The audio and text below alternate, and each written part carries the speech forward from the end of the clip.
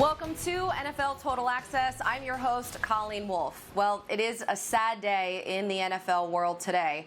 As we learned, Hall of Fame legend Don Shula passed away this morning at his South Florida home at the age of 90 years old. Now, Shula was so much more than just the NFL's all-time winningest coach.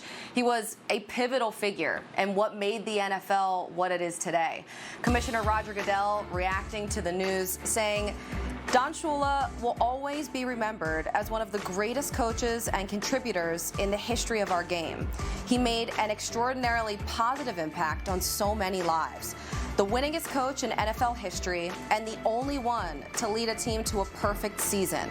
Coach Shula lived an unparalleled football life. As a player, Hall of Fame coach, and longtime member and co-chair of the NFL Competition Committee, he was a remarkable teacher and mentor who, for decades, inspired excellence and exemplified integrity. His iconic legacy will endure through his family and continue to inspire generations to come. We extend our heartfelt sympathy to Don's wife, Marianne, along to his children, Dave, Donna, Sharon, and Mike, the Shula family, and the Dolphins organization. Dolphins owner Stephen Ross had this to say about losing Don today. If there were a Mount Rushmore for the NFL, Don Shula certainly would be chiseled into the granite. He won more games than any coach in the NFL, and his 1972 perfect season team stands alone in the 100-year history of the league. His contributions to the sport, to the Miami Dolphins franchise, and to the South Florida community will have a lasting impact. We were so fortunate to have him associated with the Dolphins for 50 years, and he was a source of inspiration to me every time I was around him. There will never be anyone like him, and I want to extend my condolences to his wife Marianne and the entire Shula family. We'll have much more on the passing of Don Shula and his impact on the league throughout the hour, but let's get to some of the other news from over the weekend, and we welcome in Ian Rappaport because, Ian, the NFL never stops. The news never stops, and we saw this quarterback watch. It never stops either. Andy Dalton signing with the Dallas Cowboys. How does this change things for Dak Prescott now, if at all, going into the offseason at this point? Andy Dalton, Colleen, signing to be the backup quarterback for the Dallas Cowboys. Keyword there, backup. And that's what his contract states. It's a one-year deal worth $3 million fully guaranteed. That's really it. And if he remains the backup for 16 games, that's all he's going to get. There's $4 million in incentives related to playing time and then playoff playing time. The max he can get is $7 million. But if Dak Prescott stays on the field as he has, just $3 million for Andy Dalton. And yes, this does theoretically give the Cowboys a quarterback to take part in the virtual offseason. That is something that Dak Prescott has not been doing because he has not yet signed his exclusive franchise tender. Of course, the biggest question is, does it give the Cowboys any leverage against Dak? Reached out to a couple Cowboys sources over the weekend. Both were very clear. This has no impact at all on Dak Prescott. Potentially, this could give someone to come in and take reps if Dak doesn't report to camp and sign on time. But either way, this is just about a backup of this caliber becoming available in May, and the Cowboys jumping on it. All right, so the Cowboys, they add some depth to the position, and they add a reliable Andy Dalton, who is currently living in Dallas, so he doesn't have to go too far. Ian, thank you. All right, so since 2011, check this out. When Dalton came into the league, these are the quarterbacks with 70-plus wins and 200-plus passing touchdowns. Dalton in pretty good company there. Brady, Breeze, Rodgers, Big Ben, Matt Ryan, Russell Wilson. I mean, that's it. So pretty good. Let's get some perspective here from Kurt Warner and Bucky Brooks, because Kurt, obviously this was the big news over the weekend with Andy Dalton signing there. How does this change things from Dak's point of view? I mean, does he perceive things any different? Should he? Well, Colleen, I don't believe he does. And I know anytime you bring in a backup and a quality backup, you just showed some of the numbers there. I think it's interesting because young quarterbacks can go, oh, panic, oh, man, there's a guy behind me. I've got to worry about my situation. I believe this is Dak's team and Dak's job until it no longer is his job, meaning if they don't sign a long-term deal. But this is not one of those situations, and Ian referenced it there. They're not bringing in Andy Dalton, so if Dak Prescott has a bad game or two, then Andy Dalton takes over. Everybody has seen Dak Prescott and knows that he's a quality starter in this league. He will be that for the Dallas Cowboys this year if he signs the tender and shows up as we assume that he will. So I don't see this as one of those situations like I've got to look over my shoulder because a bad game or two and I'm out. This is Dak's job. They brought in Andy. It's a great move, I think, for the Cowboys in case something happens to Dak. But I don't think this puts any pressure on him or should make him go about this season or worry about this season any differently. You know, I agree with Kurt. I think this is really a great situation for the Dallas Cowboys. They get a high-end backup player, a guy who can start games and even step in a stretch and continue to keep their title hopes afloat. For so long, we've seen in the league, guys will settle for backup quarterbacks that don't really give your team a chance to win. I think Mike McCarthy has come in, he addressed the QB situation, seeing that Cooper Rush was a guy that didn't have any experience. They signed Andy Dalton as an upgrade at the number 2 spot. It gives them comfort in knowing if something happens to Dak Prescott, they still have a quarterback that can get them to the winner's circle. I think it's a win-win move for the Cowboys. It gives them an opportunity to continue to be relevant as we go through the regular season. Yeah, and look, Dalton, he's only 32 years old, and yes, he's a little bit different of a backup option than Cooper Rush, so good for the Cowboys. But look, this isn't the only backup quarterback situation we're talking about in the NFC East, in that division there, because Jalen Hurts, obviously, he was drafted by the Eagles in the 2nd round, and today, Carson Wentz met with the media to talk about his new teammate in the quarterback room. I had a feeling there's a chance we want to draft somebody, just given the way our roster is laid out and trying to get younger and stuff. So there was no concern for me. You know, I think the team showed their investment in me, last year, and I have nothing but confidence and faith in them, and they have nothing but confidence and faith in me. So I think it's all just about strengthening that position and this group that we have. Okay, so Kurt, look, maybe Dak Prescott isn't feeling any different in his situation, but what about this scenario with Carson Wentz and Jalen Hurts? Well, Colleen, I believe this is a little bit different. Now, you heard Carson mention there, they showed their confidence in me. They paid me the $100 million contract. I understand all that. And even though we've seen Carson Wentz at moments play really, really good football, MVP-type level football, there still seems to be a lot of questions on who he is and what he's going to be throughout his career. And the other thing we have to remember, talking about Dak and Andy, I don't believe Andy gets on the field, as most backup quarterbacks don't, unless Dak gets hurt. This could be a different situation in Philly, that you bring in a guy in the 2nd round, a guy with a different type of skill set. I have to believe Doug Peterson's going to go into this and create some packages for Jalen Hurts. That, to me, is where questions can arise when a backup quarterback is put on the field in a position to succeed.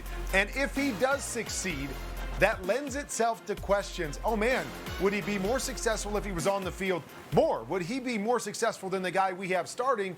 Because in those limited moments, he's been successful. And so anytime you put a backup quarterback on the field, I believe it adds pressure to your starter, even though they've shown money-wise that they're committed to Carson Wentz. This was a very fascinating move to me, and I can't wait to see how it plays out, Bucky, come season time. Yeah, this is a very interesting move. And I think the comments that kind of came with the move are the ones that kind of make you raise your eyebrows. Howie Roseman talks about the Philadelphia Eagles, for better or worse, being quarterback developers. They want to have a quarterback factory. Then you see Doug Peterson's excitement and what Jalen Hurts could possibly bring, an athletic playmaker. Kurt talks about packages and getting him onto the field. And that very well may be the case. He gets onto the field, does some zone read and some quarterback run game, does some trick and gadget plays. But make no mistake, Carson Wentz's durability has been a concern. He has missed games in 2 of the 4 seasons, and then last year in the playoffs, he's knocked out in the first quarter. Josh McCown goes in, a 40-year-old Josh McCown.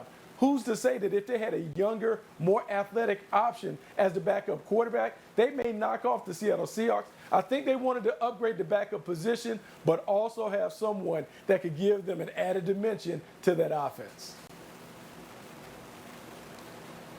Listen, if I know anything about Philadelphia, it's that they love a backup quarterback. So a ton of interesting quarterback scenarios popping up around the league and especially in the NFC East. Bucky, Kurt, thank you.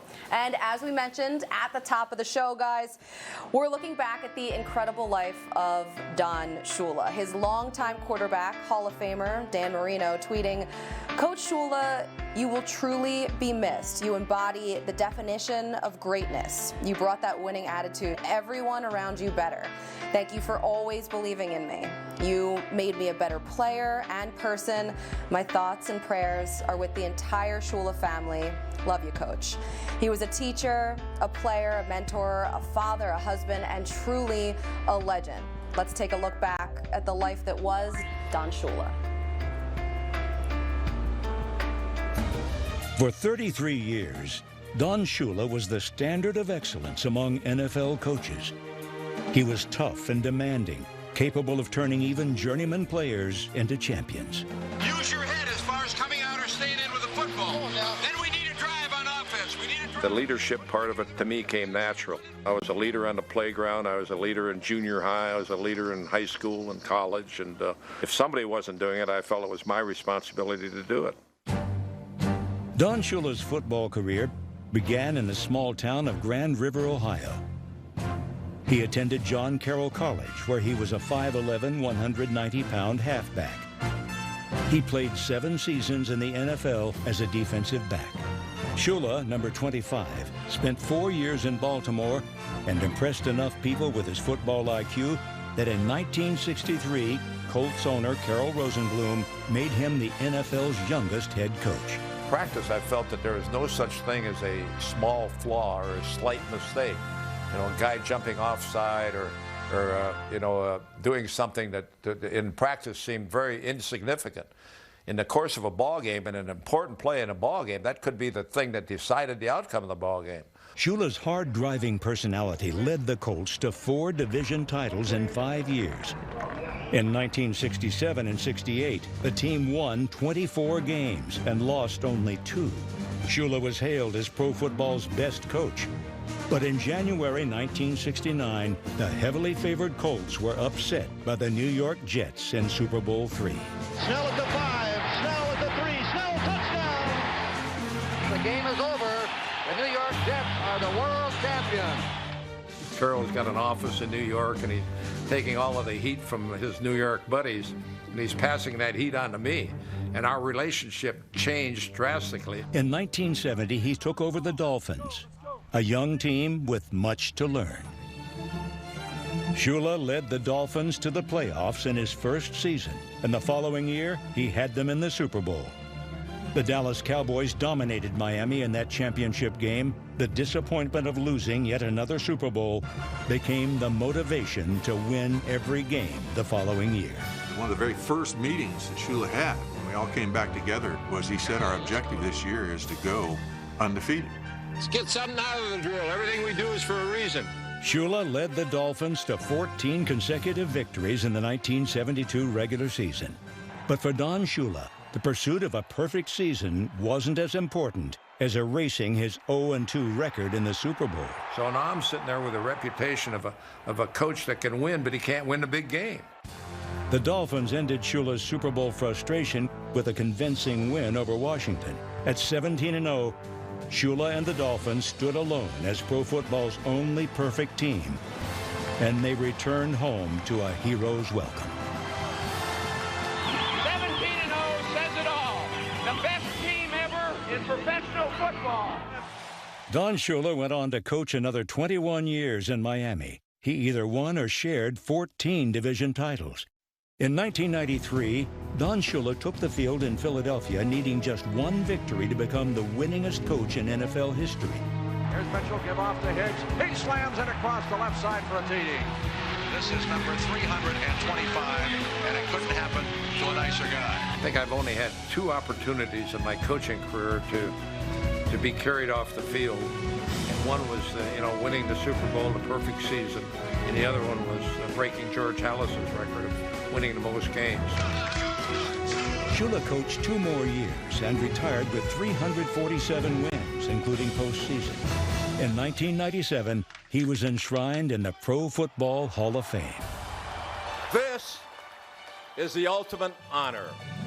You know, it's only 50 miles from Grand River to Canton, but it took me 67 years to travel that distance.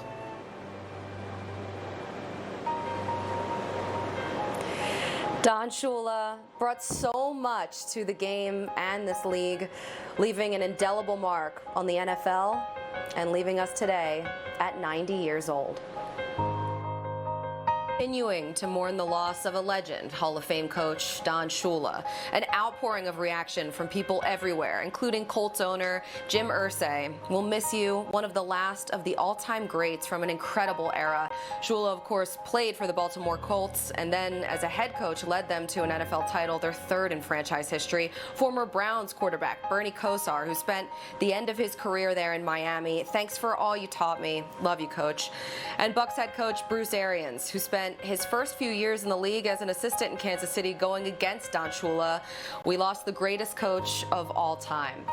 We bring in Steve Wyche now, who began his career as a journalist in South Florida during the Don Shula years and was working alongside Judy Battista, who has an article up right now, an excellent article reflecting on the life and the legacy of Don Shula on NFL.com. And Steve, in that article, Judy talks about the fact that she asked Don what his legacy is. And he said, well, look at the numbers. 33 seasons as a head coach, the most wins in NFL history, the perfect season. They kind of speak for themselves. The accolades are incredible. But within NFL circles, what do you think his legacy will be?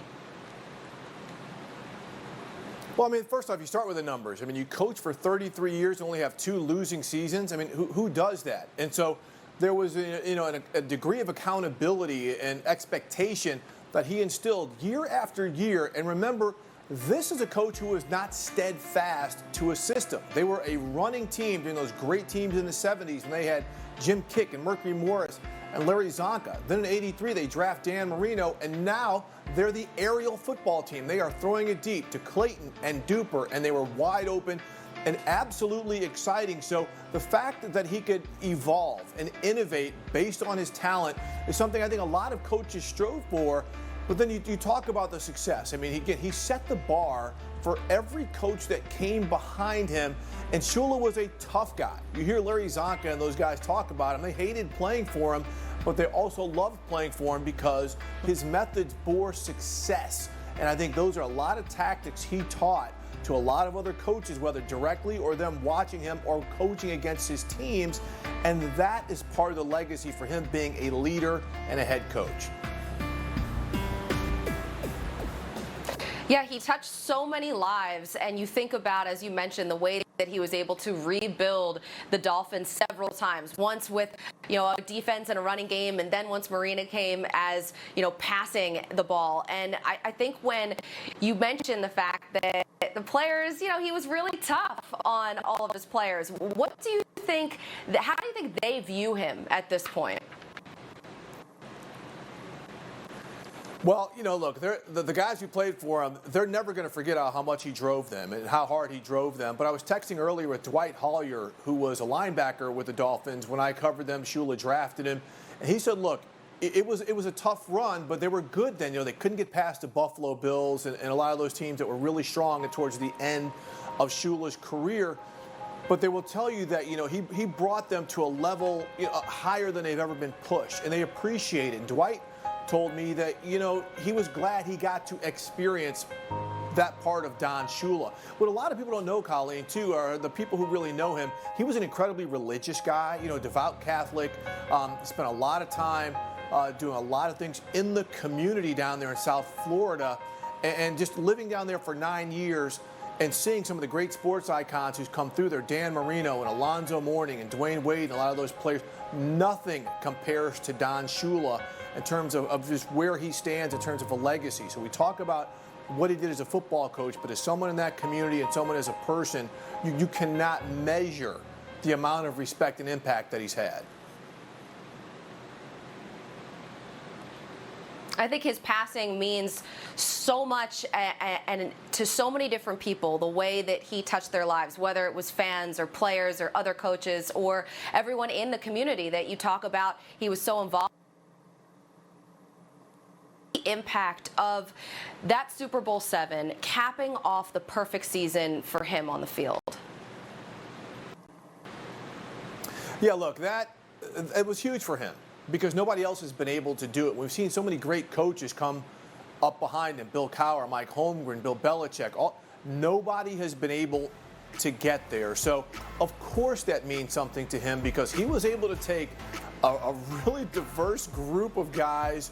Again, when you see some of these football lives with Zonka and Kick and Mercury Morris and some of these great players, Bob Greasy, and put them together and really form something special in a way where he didn't have an owner in Joe Robbie who wanted to pay a lot of these guys, and really put his arms around all of it.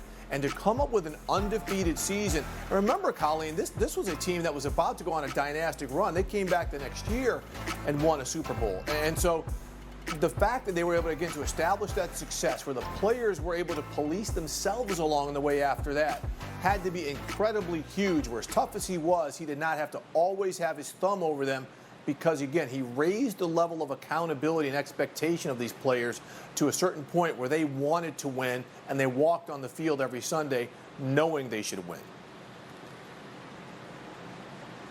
And everybody remembers and talks about that perfect season and Super Bowl VII. But what about the later years with him? I mean, yes, he left with 4 winning records, but what do you remember about those last few years for Shula? Yeah, again, that's when I was, the co-beat writer on the team. I was a number 2 beat writer for the Miami Herald with Armando Salguero, who still covers the team for the Miami Herald. And look, these were tough years. I mean, they were always trying to find that magic piece to get by the Buffalo Bills, who were so good in that division. I mean, they had great players, guys like Brian Cox, remember Duper and Clayton, and all of these, and they just couldn't get by. So for Shula, just to push through and break through, it was very, very tough, because that's when the cries are, the game is getting beyond him. The game has gotten past him. Even though Marino and this offense are still putting up great numbers. And so it had to be a little bit tough. But again, he was such a pro. And he would always answer those questions with the stoic, I'm not going to dignify that answer. That was a classic line he always had for us in the media. So, when Wayne Huizenga took over ownership of the team and finally decided after that 95 season to let Shula go. First off, it had to be incredibly hard to remove him. And then he replaces him with Jimmy Johnson, who of course was one of the few people to have the gravitas to come in and replace a legend like that. But still, as excited as people were for Jimmy Johnson to come in and take over that team, the loss of Don Shula was just, I mean, it was a gut punch. You would see Shula on the sideline at Miami Heat games and places like that, and just the respect that people had for him and what he did for that region and for a football club. Remember, the Dolphins were the only pro sport in that region for decades. What he did for the people in that community on the field, as a coach, and post-career, again, I've said it before and I will continue to say it, it is immeasurable. He was a great man who just, again, commanded immeasurable respect, even for those people who were born after he finished coaching him. They understand the legacy that he leaves. Yeah, he was truly an icon, not just in Miami, but across the league. He changed the game, he adapted to it, and you just look at the longevity that he had coaching and his record. I think that all really reflects it. So, Steve, thank you for coming on today, sharing some of these stories and your memories of Don Shula. Coming up, we still have more to come here on Total Access. We will be talking about that Super Bowl VII. Yes, it gets a lot of attention, and it should. NFL perfection was achieved only that one time. But let the record show. The NFL lost a real one today. Hall of Fame coach Don Shula, such a massive figure in the league and, of course, with the Miami Dolphins. They released this statement. Don Shula was the patriarch of the Miami Dolphins for 50 years. He brought the winning edge to our franchise and put the Dolphins and the city of Miami in the national sports scene. Our deepest thoughts and prayers go out to Marianne, along with his children, Dave, Donna, Sharon, Ann, and Mike. Former wide receiver Mark Clayton, part of his family too, spent 10 seasons with Coach Shula, tweeting out his condolences. Best coach on earth, best coach in heaven. And Mark joins us now. And Mark, thank you so much for joining us. It's great to see you, even though it is under these circumstances. And in that tweet, I noticed that you said, Coach Shula took a chance on you. What did he mean to you, to the franchise, and that entire city? Well, he meant everything to me. He gave me a shot at displaying my ability. Drafted me in the 8th round. A lot of teams over me based on my size, stature. But Coach Shula saw something in me at the combine and the film that I had. And he just said, I'm going to take a shot at him. That's something that Coach Shula did with a lot of players before me and after me. He saw something, and he just went for it and polished you off, made you a gem. What kind of coach was he? Because I've heard so many stories already just today from his former players. I'm sure, he seemed very tough, but also it was because he cared about you guys. What was that like to play for him? Oh, it's unbelievable. I grew up a Dolphin fan from Indianapolis, and it was just my dream come true for me to play for such a legendary coach. Coach Shula, he coached tough love, which I didn't understand at the time. But later on, I appreciated that. He always wanted the best for me. But I didn't always understand the tough love when he was dishing it out. But it all worked out, and I appreciate the tough love that he gave me. What was that era like? I mean, you guys threw the ball so much. It seemed like it was so much fun. You were always celebrating, and that was before celebrations were taken away and then brought back in. But you guys were all over the place with that. What was it like to play during that time with him? Unbelievable. When I got to Miami and saw that I was going to be playing with Dan Marino and coached by Don Shula, I was in hog heaven. I thought that I was going to win a lot of games, win a few Super Bowls, and just ride off in the sunset. But it was unbelievable to play for him. He was a family man. He taught us love. Even after the fact, he still really kind of taught you the philosophy of family first. And that's what he taught. Mm-hmm. And he was really such a visionary because he changed the way that so many people were playing the game. I mean, it was low scoring. It was all about running the ball. And then, he came in with Marino and really built the system to complement him and all of the receivers. How was that to kind of watch that grow and evolve and be part of it? I couldn't believe that I was a part of it. I saw Dan Marino play in high school. In college. And I felt like if I had a quarterback like that, I could be unbelievable. And then it happened. And I got down there to be coached by Coach Shula. Icing on the cake. But we were throwing the ball all over the place. And I was just glad, I was grateful to be a part of that. We really appreciate you hopping on the show today. The NFL obviously lost an all-time great, and you know that all too well. So our best to you and your family, Mark, and thanks again for coming on. Hey, thanks for having me.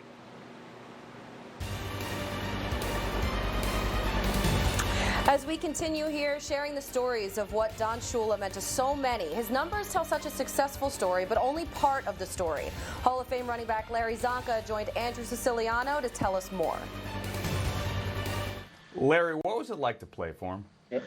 Frankly, it was hell to play for Don Shula. He demanded, I'll just take you on a quick story that'll explain the whole thing to you.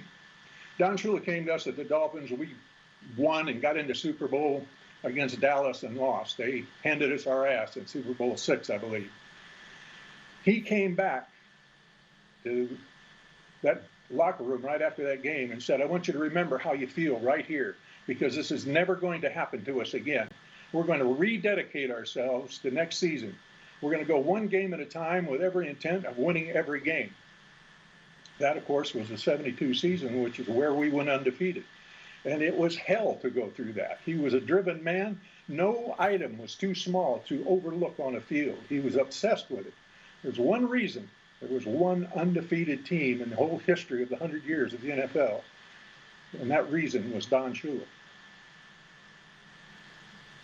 What did that team mean to him? What did the legacy, Larry, of 72 mean to him?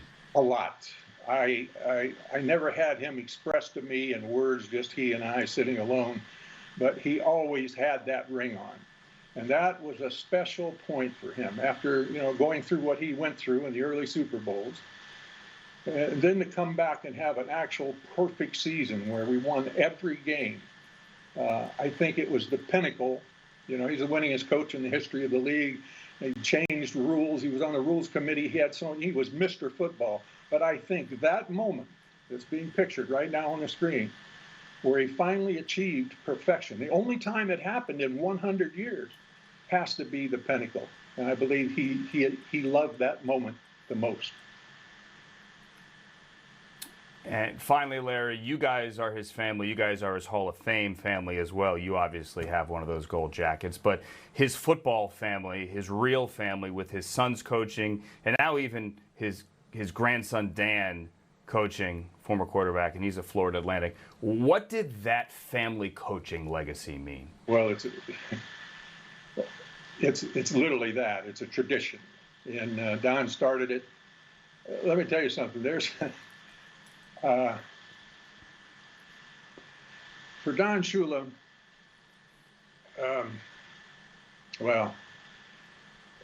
a legacy of winning was what it was about, but he had to win within the confines of the rules. In other words, if you cheated in any capacity, it meant nothing. He'd throw the whole thing out. He was a very dedicated individual to the integrity of the game as well as winning. And let me tell you one thing, folks, before we get off here. I don't know where old football players and old football coaches go, but wherever they go, wherever they call heaven, right now, there's a lot of growling and snorting and cussing going on because he just got there.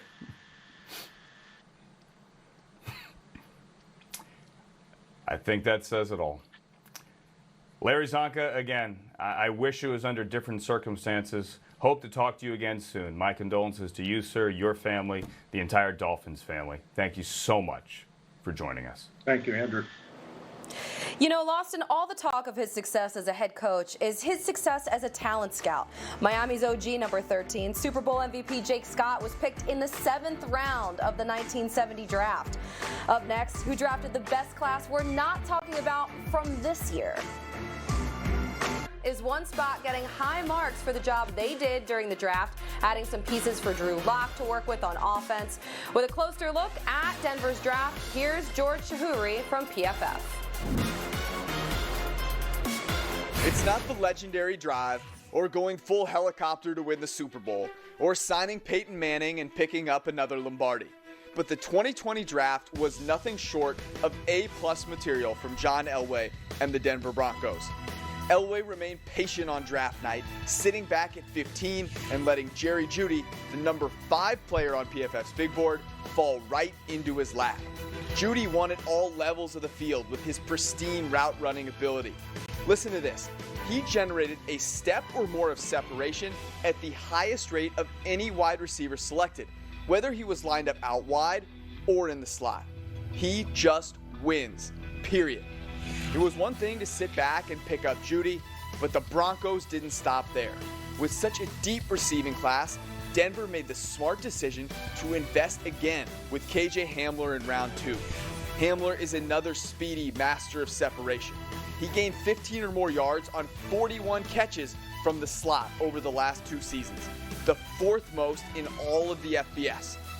Armed with receiving weapons for Drew Lock, Elway and the Broncos invested in coverage, pass rush, and the offensive line to close out the draft.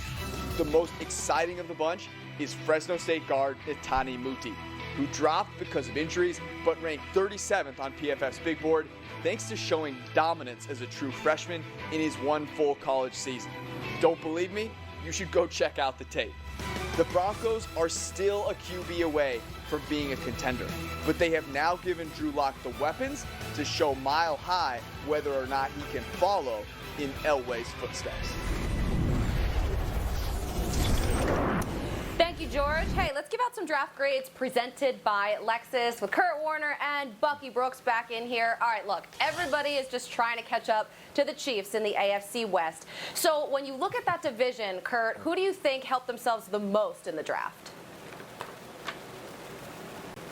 Well, Colleen, I'm going to stay right there. We were just talking about the Denver Broncos. And I think to take it all into consideration, you got to think about the other moves that they had in the offseason.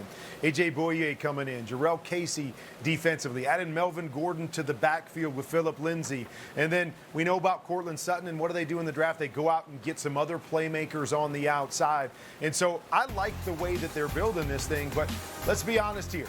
We heard it in the piece there. This is all about keeping up with the Chiefs. This is all about keeping up with Patrick Mahomes. Only 3 times in the last 2 years have they been held under 24 points, so you have to score points. They've got all the playmakers now, but is Drew Lock the guy? That is really the question to me in this division, is you can look at who you think had the best draft, but this comes down to which quarterback in this division plays the best to be able to compete with the Chiefs. Does Drew Lock have it in him now that he's got all those pieces around him? Yeah, I think it's interesting with Drew Lock and what they'll do with the Broncos. I'm going to go with the L.A. Chargers. And the L.A. Chargers, to me, built for now, but they also built for the future. One way that you can catch up with the Chiefs is you have to be able to control the game. Justin Herbert will eventually be able to let them control the game. Put in the Shanahan system, zone run game with the stretch bootleg combination. He is athletic enough to be able to do that. Anthony Lynn won 2 Super Bowls with that system in Denver. And then on defense, it's about Kenneth Murray. You have to have speed, sideline to sideline playmakers that can catch up to those quick guys. For the Chiefs, Kenneth Murray gives them a speedy player to put alongside Derwin James. That closes the gap for the Chargers as they're trying to chase the Chiefs. You know, it's rough. Those Chiefs right now, they won the division 4 straight years. They added pieces to the offense. That defense is still just coming together. It's real out there in the AFC West. Kurt, Bucky, thank you. Listen, it has been a day here on NFL Network.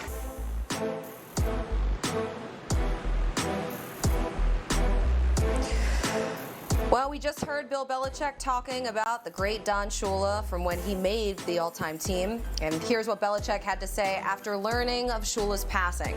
Don Shula's one of the all-time great coaching figures and the standard for consistency and leadership in the NFL.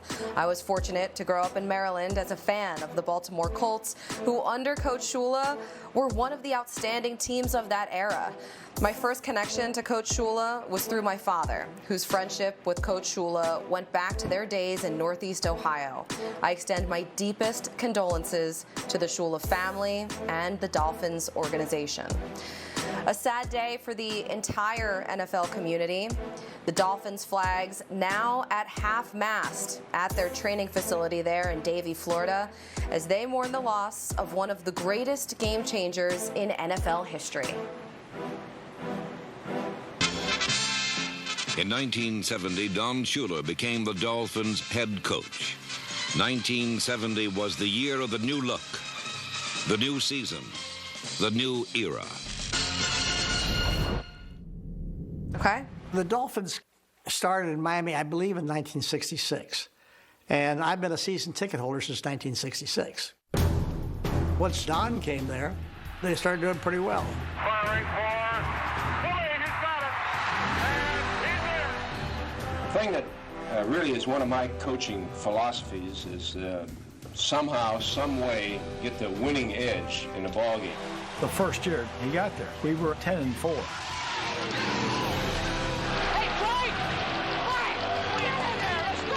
The second year he was there, we were in the Super Bowl. The third and fourth year, we won the Super Bowl. The Miami Dolphins are the champions of the pro football world. They have won the Super Bowl for the second time running. This right here is the ultimate. He was an innovator. I don't think that anything good ever comes out of losing. He won with Unitas. He won with Morrow. He won with Greasy. Don Shula, his 100th coaching victory. He won with a running game. Miami has won Super Bowl 7. He won with Marino. He won with a small line. He won with a small defense. He adjusted like no other coach I've seen.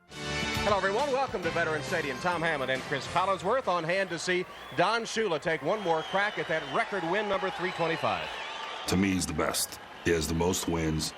I'm sure that was, one of those things for him that he wanted to achieve. Then we need a drive on offense. We need a drive. We got to put it together. We got to start running with the ball, pass protecting, making plays.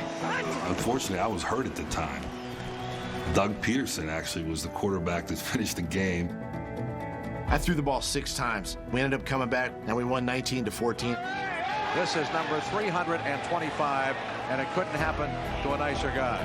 That was Coach Don Shula's 325th career win, who beat the legendary George Halas.